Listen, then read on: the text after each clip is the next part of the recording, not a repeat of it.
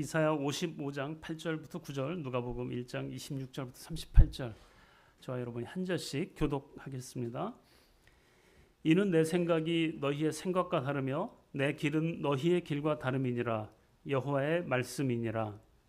이는 하늘이 땅보다 높음 같이 내 길은 너희의 길보다 높으며 내 생각은 너희의 생각보다 높음이니라. 여섯째 달에 천사 가브리엘이 하나님의 보내심을 받아 갈릴리 나사렛이란 동네에 가서 요셉이라는 사람과 약혼한 청년에게 이르니 그 처녀의 이름은 마리아라. 그에게 들어가 이르되 은혜를 받은 자여 평안할지어다. 주께서 너와 함께 하시도다 하니 처녀가 그 말을 듣고 놀라 이런 인사가 어찌함인가 생각하매 천사가 이르되 마리아여 무서워하지 말라. 내가 하나님께 은혜를 입었느니라. 보라 내가 잉태하여 아들을 낳으리니 그 이름을 예수라 하라. 그가 큰 자가 되고 지극히 높으신 이의 아들이라 일컬어질 것이요 주 하나님께서 그 조상 다윗의 왕위를 그에게 주시리니 야곱의 왕으로 다스리실 것이며 그 나라가 무궁하리라. 마리아가 천사에게 말하되 나는 남자를 알지 못하니 어찌 이 일이 있으리이까. 천사가 대답하여 이르되 성령이 내게 임하시고 지극히 높으신 이의 능력이 너를 덮으시리니 그러므로 나실 바 거룩한 이는 하나님의 아들이라 일컬어지리라. 보라 내 친족 엘리사벳도 늙어서 아들을 배었느니라. 본래 임신하지 못한다고 알려진 이가 이미 6달이 되었나니 대저 하나님의 모든 말씀은 능하지 못하심이 없음이니라. 같이 합니다. 마리아가 이르되 주의 여종이오니 말씀대로 내게 이루어지이다 하매 천사가 떠나가니라. 아멘. 차경동 목사님께서 다른 방식으로 오시는 하나님이라는 제목으로 말씀 전해주시겠습니다.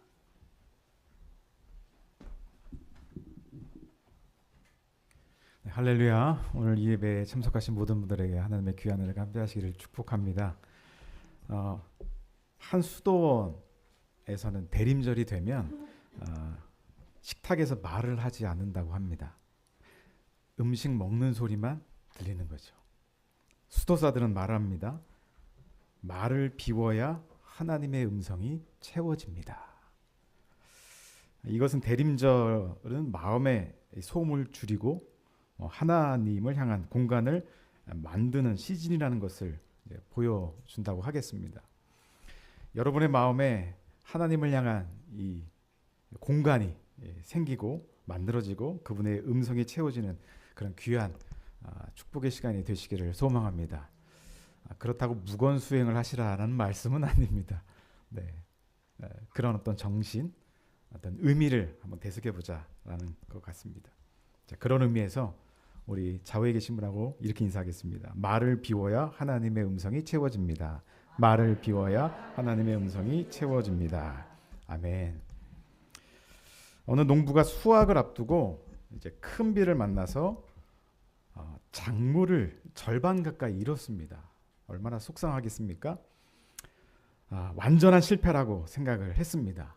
근데 그 이듬해 이 토양을 검사해 보니까 이 토양 안에 그 폭우로 인해서 산성도가 낮추어졌고 광물질이 다시 순환되어진 그런 결과가 나오더랍니다. 그 덕분에 다음에 농사는 정말 작황이 풍년이 될 정도로 그렇게 큰 수확을 이제 얻었다고 합니다. 하나님은 때로 폭우를 통해서 땅을 준비시킵니다. 우리에게도 폭우 같은 사건 뒤에 예상 밖의 풍년을 준비하십니다. 그런 은혜가 있기를 축복합니다. 사랑하는 여러분, 대림절은 하나님의 오심을 기다리는 거룩한 계절입니다. 그런데 성경을 깊이 들여다보면 놀라운 사실을 발견하게 됩니다.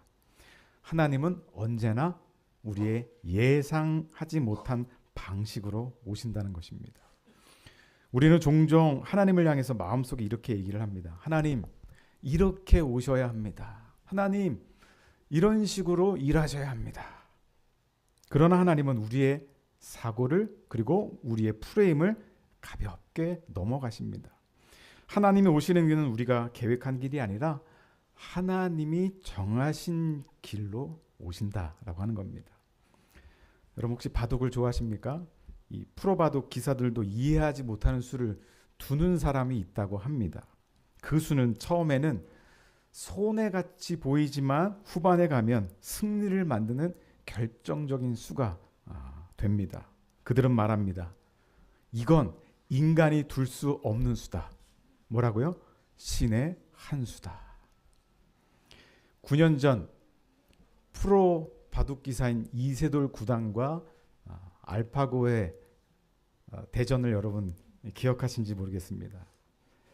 그 대국에서 AI 알파고도 당황한 이세돌의 신의 한 수가 있었습니다. 근데 이 신의 한 수는 말이 안 되는 수라고 했지만 패착이 될 가능성이 높은 수이기도 합니다. 그래서 어떻게 보면 이길 수도 있지만 어떻게 보면 쫄딱 망할 수도 있는 그런 수가 되는 것이죠. 그런데 이세돌이 3패를 한 이후에 이 마지막 신의 한 수를 두었을 때 어떤 현상이 일어났냐면 알파고의 시스템이 잠시 동안 마비가 되는 그런 순간이 있었다고 합니다. 알파고도 전혀 예측하지 못한 수를 이 AI가 읽게 된 것이죠. 이건 무슨 수인가? 순간 다운이 된 겁니다. 하나님의 계획은 처음에는 이해되지 않지만 돌아보면 모든 것이 완벽하게 맞아떨어집니다. 하나님께서 어떤 방식으로 일하시는지 그것을 아는 것이 우리의 믿음을 성장시키고 또 믿음 안에 살아갈 수 있는 은혜를 더해 주신다 생각합니다.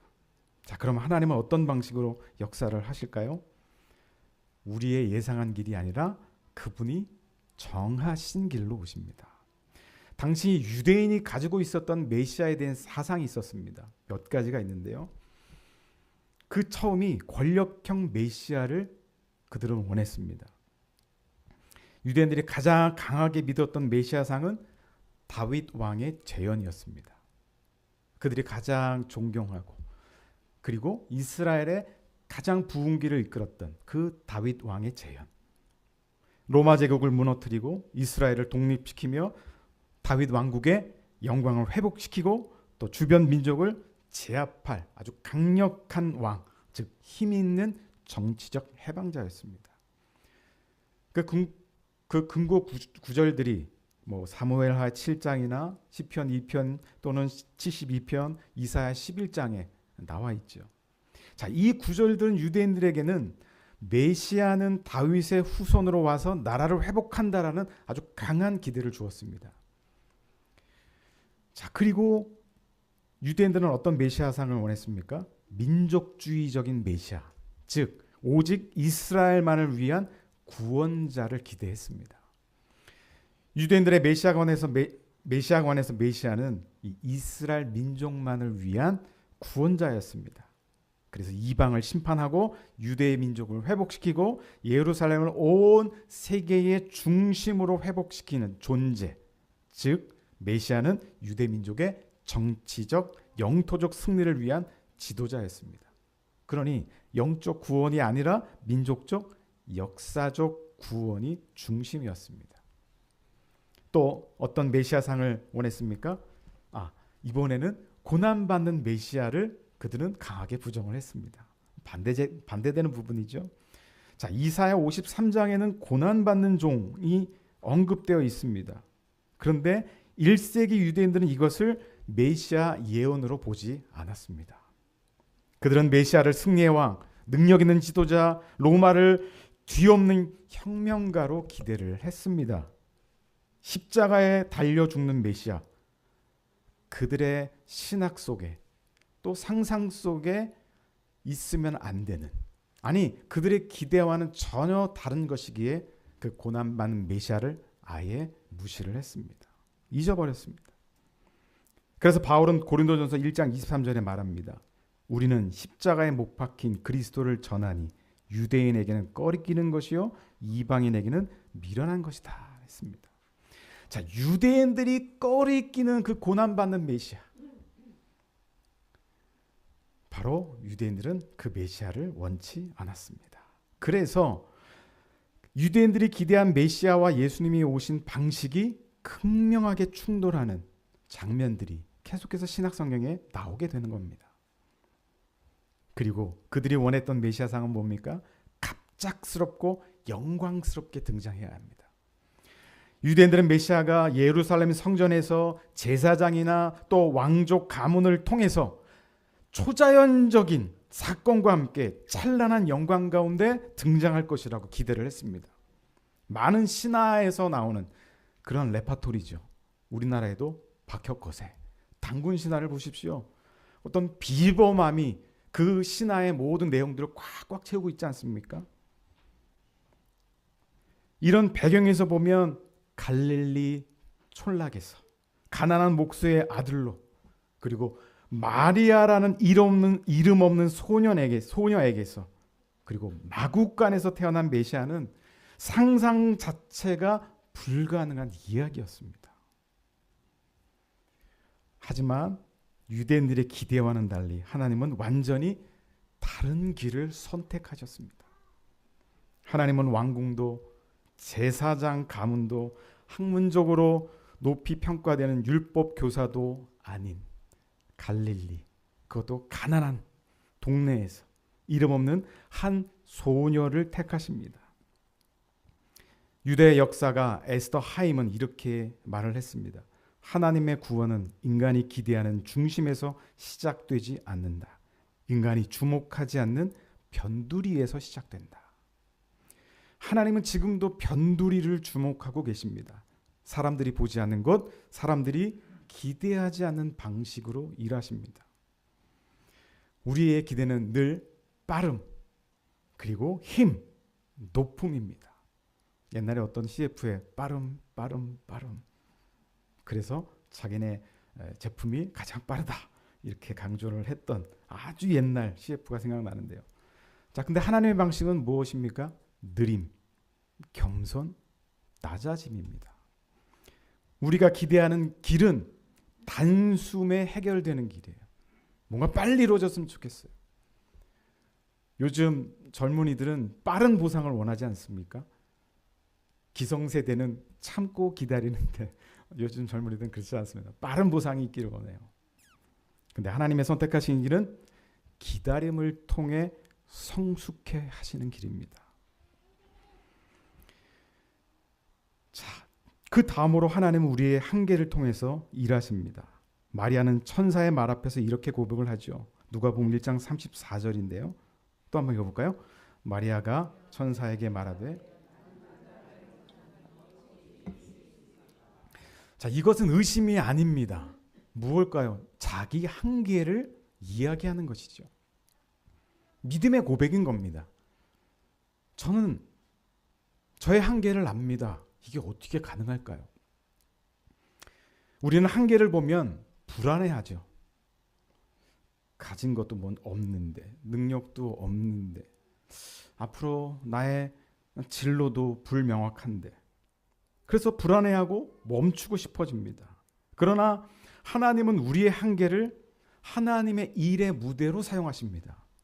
성경에 보니까요, 모세가 있습니다. 모세가 하나님 앞에 부르심을 받을 때 뭐라고 얘기합니까? 나는 입이 둔한 자입니다 라고 얘기를 합니다.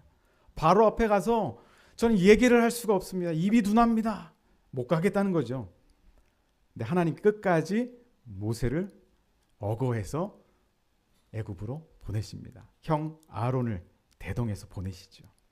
또 기드온, 여러분 기드온 사사 아시죠? 사사 기드온. 하나님은 이 기드온을 통해서 아말렉 군대를 진멸하기를 원하셨지만 수가 너무 많았습니다. 그래서 몇 명으로 줄입니까? 300명으로 줄입니다. 근데 그 300명이 싸워야 될 아말렉 수는 몇 명입니까? 13만 5천 명입니다. 많아도 너무 많죠. 그러나 하나님 그 기드온의 300용사를 통해서 아말렉 전투에서 승리를 이루십니다. 자, 마리아는 어떻습니까? 연약하죠. 젊은 처녀라고 한다면 여러분 같이 성숙한 그런 여성들이 아니라 정말 어린 처녀라고 생각하시면 됩니다. 그 어린 처녀가 무슨 일을 할 수 있었겠습니까? 사회적 지위도 없고 힘도 없고 영향력도 없는데요. 근데 하나님은 그 마리아를 통해서 구속 사역을 펼쳐 가십니다. 현대 선교의 아버지라고 불리는 윌리엄 캐리 선교사님이 계시죠. 여러분도 잘 아실 겁니다. 근데 윌리엄 캐리 선교사님의 어떤 이력과 배경을 보면 정말 이라는 의문점이 들 만큼 그런 이력을 갖고 있습니다. 교육도 제대로 못 받았죠. 신학교도 나오지 못했습니다. 가난한 구두수선 공이었죠. 그래서 교회 지도자들이 그런 윌리엄 캐리를 보고 뭐라고 얘기를 했냐면, 여러분 같은 사람이 세계의 선교를 말한다는 것이 우습습니다 라고 무시를 했습니다. 여러분, 그 얘기 들으면 얼마나 위축될까요? 그렇지 않으면 나 자신을 내가 아는데 배운 것도 없고 변변한 가족 배경도 없고 얼마나 위축됐겠습니까? 그러나 그 한계의 자리에서 하나님은 선교의 역사를 시작하셨습니다. 그는 인도로 가서 성경을 6개 언어로 번역을 했습니다. 그리고 29개 방언 연구에 참여했고 학교, 인쇄소, 병원을 설립하는 데 놀라운 역사를 이룹니다. 후대는 말하죠. 하나님이 사용하기 원하시면 아무리 작은 그릇이라도 세계를 담게 하신다. 여러분, 사람들은 한계를 보고 멈추지만 하나님은 그 한계를 통해서 새 일을 시작하십니다. 천사가 말합니다. 누가복음 1장 35절 또 한번 읽어볼까요? 천사가 대답하여 이르되 성령이 내게 임하시고 지극히 높으신 이의 능력이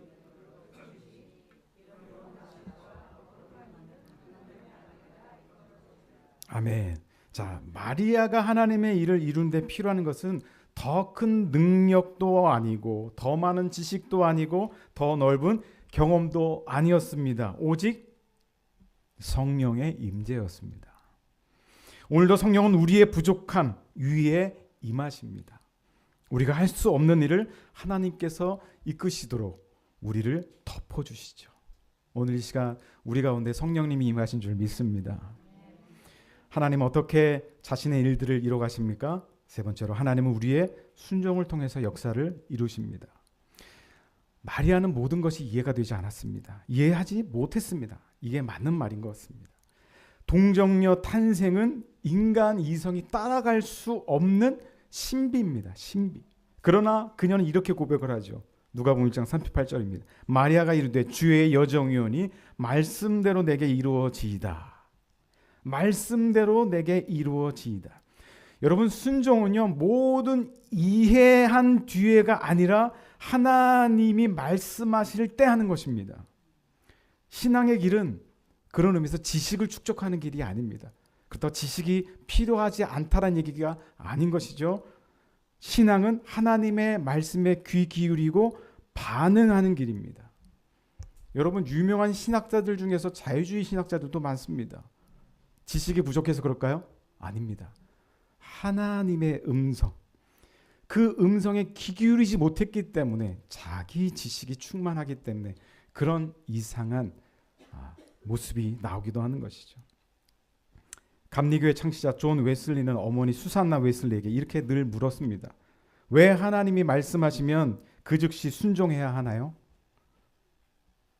우리도 이런 질문을 가끔씩 하죠. 수산나가 이렇게 얘기를 합니다.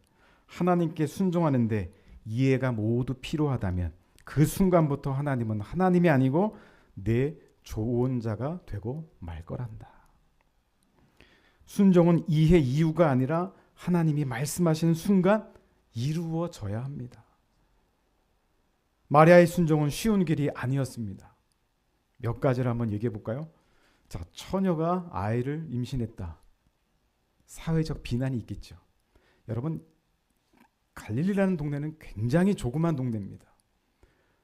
옆집에 숟가락이 몇 개인지 젓가락이 몇 개인지도 아는 그런 동네죠. 그러니 눈만 조금만 돌려서 뭔가 변화를 감지하고 그 감지한 변화가 도대체 어떤 상황이고 어떤 사건에 비롯됐는지 다 이해할 수 있고 다 판단할 수 있는 영역들입니다. 사회적 비난이 있을 수 있죠. 요셉의 오해가 있을 수도 있습니다. 정혼한 남성이 있음에도 불구하고 아직 결혼하지 않았지만 그런데 이런 결과가 나왔다.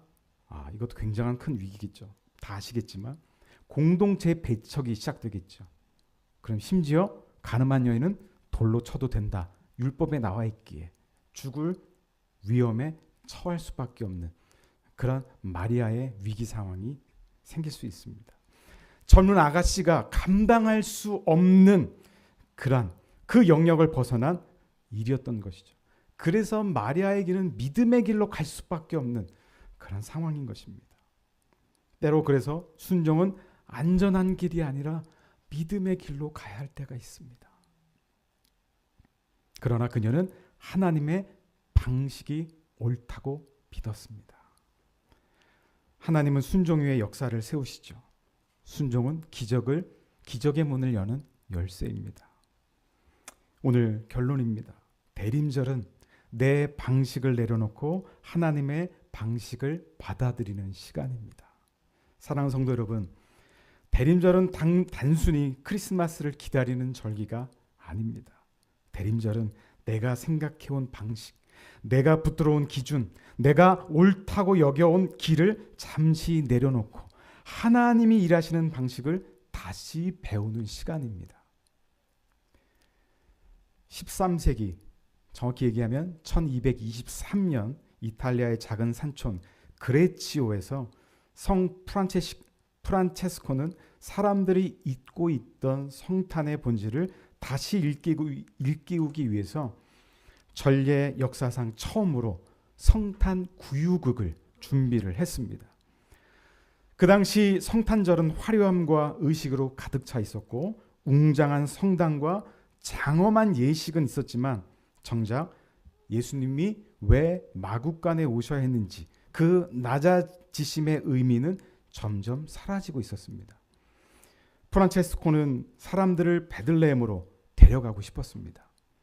책 속의 이야기가 아니라 눈으로 보고 귀로 듣고 마음으로 느끼는 체험으로서의 성탄을 경험하고 싶었습니다. 그래서 그는 실제 동굴을 찾아 마구간처럼 꾸미고 말과 소를 데려오고 여물통을 놓고 마을 사람들에게 마리아와 요셉 그리고 목자의 배역을 또 그 역할을 맡겼습니다. 그리고 작은 촛불을 밝힌 뒤에 그곳에서 성탄 미사를 드렸습니다. 그날 모인 사람들은 삶에서 한 번도 느껴보지 못한 깊은 울림을 경험했습니다. 누군가는 마구간의 냄새와 차가운 바람 속에서 눈물을 흘렸고 누군가는 무릎을 꿇고 하나님이 이렇게 낮아지셨다고요? 라고 고백을 했습니다. 예수님은 그들의 머릿속 지식이 아니라 가난한 마구간 한복판에서 심장으로 다시 태어나셨습니다. 그림을 좀 빨리 보여주셨는데 자, 처음에 이 그림은 이게 어떤 장면이냐면 그 성탄 구유국을 한 그 장면을 그린 것입니다. 그 배경을. 저기에 보면 오른쪽 부분에 프란체스코가 있죠. 그래서 거기서 실제로 모형을 만들어 놓고 미사를 드리는 그런 그림입니다. 다음 그림은 실제로 그 동굴에 그 벽화로 그려져 있는 그런 그림이죠. 프란체스코는 설교에서 이렇게 말했습니다. 우리 주님은 높은 성전에 오신 것이 아니라 세상에서 가장 낮고 가난한 자리 마구간에 오셨습니다. 그리고 지금도 그 낮은 자리 세상이 외면한 자리로 오십니다. 사랑하는 성도 여러분, 성 프란체스코가 그날 마구간을 재현한 이유는 단 하나였습니다. 예수님은 우리가 생각한 방식이 아니라 하나님이 정하신 가장 낮은 모습으로 오셨다는 것을 잊지 말라는 것이었습니다. 사람들은 예수님이 왕궁에서 오시길 바랬지만 하나님은 마구간을 선택하셨습니다. 만약 유대인들이 기대했던 메시아의 모든 기대를 하나님이 다 충족시키셨다라고 한다면 어떤 일이 벌어졌을까요? 왕족으로 제사장으로 가장 높은 신분으로 오셨다라고 하면 예수님은 기득권의 메시아가 되셨겠죠. 유대인들만을 위한 오직 이스라엘만을 위한 메시아로 오셨다라고 한다면 이스라엘만 구원을 받았겠죠. 고난받는 메시아가 아니다라고 한다면 죄의 문제는 누가 해결해 주나요? 우리 인간은 높아지고 싶고 더 영광받고 싶고 더 좋아지고 싶은데 주님도 그것을 모르는 건 아니시지만 그렇게 하면 우리나라, 우리 백성 또 복음의 혜택을 못 받는 민족은 어떻게 하라고요? 그 기대대로 오셨다고 한다면 우리 중에 누가 여기서 예배를 드릴 수 있었겠습니까? 하나님은 사람들이 그토록 예루살렘 중심부를 기대했지만 하나님은 인구도 많지 않은 베들레헴을 선택하셨습니다. 사람들은 잘 갖추어진 방을 원했지만 하나님은 잘 갖추어지지 않는 방, 심지어 빈 방조차 없는 곳으로 메시아를 보내셨습니다. 왜입니까? 하나님은 잘 갖추어진 자보다 그렇지 못한 사람을 만나기 위해서였습니다. 하나님은 종교적 중심보다 삶의 가장 낮은 골짜기를 찾아가시기 때문입니다. 프란체스코의 성탄 구유국은 이렇게 우리를 교훈하는 것 같습니다. 주님은 정돈되고 온전한 방이 아니라 어지럽고 피곤하고 지저분한 마구간 같은 마음에도 오십니다. 올해 대림절에도 주님은 우리가 준비해 놓은 방식이 아니라 하나님이 정하신 방식, 가장 낮은 자리, 가장 조용한 자리로 찾아오실 것입니다. 그리고 그 자리에서 우리에게 말씀하실 것입니다. 두려워하지 말라. 오늘 너희에게 기쁨의 소식이 임하였느니라. 하나님은 오늘도 우리가 기대한 방식보다 더 깊고 더 넓고 놀라운 방식으로 일하십니다. 우리는 늘 이게 최선이다라고 생각하며 계산하고 비교하지만 하나님은 우리의 생각의 울타리 밖에서 우리의 시야가 닿지 않는 곳에서 이미 새 길을 준비하고 계십니다. 마리아의 인생에도 그랬습니다. 그녀가 상상한 미래는 평범한 가정, 조용한 삶이었습니다. 제가 생각하는 미래도 평범한 가정, 조용한 미래였습니다. 그러나 하나님은 그 평범한 일상 속으로 전혀 다른 방식으로 전혀 다른 미래를 가지고 찾아오셨습니다. 성경은 우리에게 말씀하시죠. 오늘 읽었던 이사야 55장 말씀입니다. 하나님의 길은 너희의 길과 다르다. 사람의 길은 직선처럼 보이지만 하나님의 길은 종종 굽이굽이 돌아갑니다. 그러나 그 길은 결국 우리를 생명과 구원의 자리로 인도하는 최선의 길입니다. 오늘 우리의 삶도 다르지 않습니다. 우리는 문제를 해결할 때 내 방식을 고집할 때가 많습니다. 내가 세운 계획이 무너지면 불안해하고 내가 예상한 시간이 지나도 응답이 없으면 낙심합니다. 그러나 하나님은 이렇게 말씀하십니다. 내가 너보다 먼저 일하고 있다. 너의 예상을 넘어서 너의 생각보다 더 좋은 길을 준비하고 있다. 그러므로 우리는 이렇게 고백해야 됩니다. 주님, 제가 예상한 길보다 주님이 준비하신 길을 더 신뢰합니다. 제가 계획한 방식보다 주님의 방식이 더 옳습니다. 이 고백은 단순한 신앙 감정이 아니라 하나님의 주권을 인정하는 믿음의 결정입니다. 대림절은 바로 이 고백을 다시 배우는 계절입니다. 우리가 예측한 방식으로가 아니라 하나님이 정하신 방식으로 빛이 임한 것처럼 오늘 우리의 삶의 자리에 하나님은 예상 밖의 은혜로 찾아오십니다. 우리는 지난 주일 예수님이 오시기까지 하나님께서 400년 동안 묵묵히 흔들림 없이 그리고 가장 정확하게 모든 일을 준비하셨음을 보았습니다. 우리를 구원하시기 위해 예수 그리스도를 보내시기 위해 한치의 오차도 없이 예수 그리스도 그 모든 구원의 역사를 설계하셨던 하나님의 섭리를 우리는 함께 배웠습니다. 그래서 대림절은 단순한 절기가 아니라 하나님의 정확하심과 신실하심을 기억하는 시간이라고 말씀을 드렸습니다. 이제 메시아의 모든 길을 준비하시고 이 땅에 오게 하시는 하나님의 방법을 우리는 또한 목도하였습니다. 우리의 계산과 상식을 아득히 뛰어넘어 계시는 하나님의 방식을 또한 배웁니다. 사랑하는 여러분, 대림절은 더 잘 준비하라는 계절이 아니라 더 내려놓으라는 계절입니다. 더 채우라는 시간이 아니라 마음을 비우라는 시간입니다. 그 자리에 하나님이 오십니다. 마리아는 모든 것을 이해한 뒤에 순종하지 않았습니다. 그녀는 다만 이렇게 고백했습니다. 말씀대로 내게 이루어지이다. 그 고백 하나 위에 하나님의 구원이 역사 속으로 들어왔습니다. 오늘 우리도 이 대림절에 같은 고백을 드리길 원합니다. 주님, 제 방식이 아니라 주님의 방식으로 제 삶에 오시옵소서. 제가 계산한 길이 아니라 주님이 준비하신 길을 신뢰합니다. 성도 여러분, 하나님은 우리가 준비해 놓으신 가장 좋은 자리를 찾으시는 분이 아니라 우리가 내려놓은 자리, 비워진 자리, 낮아진 자리를 찾으시는 분입니다. 그 자리에 임마누엘의 은혜가 임합니다. 이번 대림절 내 방식을 내려놓고 하나님의 방식을 받아들이는 믿음의 시간이 되시기를 축복합니다. 그 방식을 통해 하나님은 여러분에게 새로운 은혜와 구원의 놀라운 역사를 이루어 주실 줄로 믿습니다.